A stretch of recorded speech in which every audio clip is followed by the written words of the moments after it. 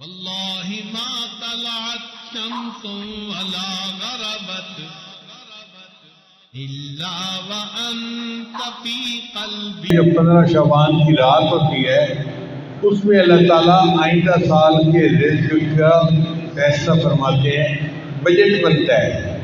جیسے حکومتیں بجٹ بناتی ہیں نا، آئندہ سال کا بجٹ کیا ہے، تو 15 شعبان کی رات کو لسٹیں بنتی ہیں آئندہ سال کس سے زندہ رہنا ہے، کس سے مرنا ہے، کس کو رزق ملنا ہے، کس کی شادی ہونی ہے، کس کی اولاد ہونی ہے.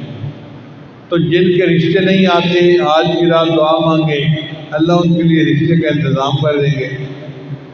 جن کو جاب نہیں مل رہی آج کی رات دعا مانگے، اللہ جاب عطا فرما دیں گے. جن کا کاروبار نہیں چلتا آج کی رات دعا مانگے، اللہ کاروبار عطا فرما دیں گے. تو آج کی رات آئندہ سال کے بجٹ کے بننے کی رات ہے. اب یہ بجٹ بنے گا، پھر اللہ تعالیٰ نے وقفہ دے دیا، اس میں اونچ نیچ ہو سکتی ہے.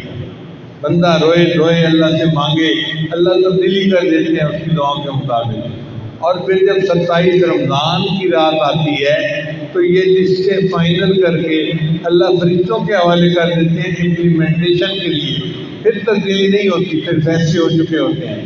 لہذا یہ وقت بڑا قیمتی ہے. 15 شعبان سے لے کے پورا رمضان، 27 رمضان تک ہمارے پاس گنجائش ہے. جب افسر فیصلہ کر رہا ہو نا، اس وقت بھی نصیب حاجت کر لے تو وہ فیصلے کو تبدیل کر دیتا ہے، اس کے لیے آسانی ہوتی ہے.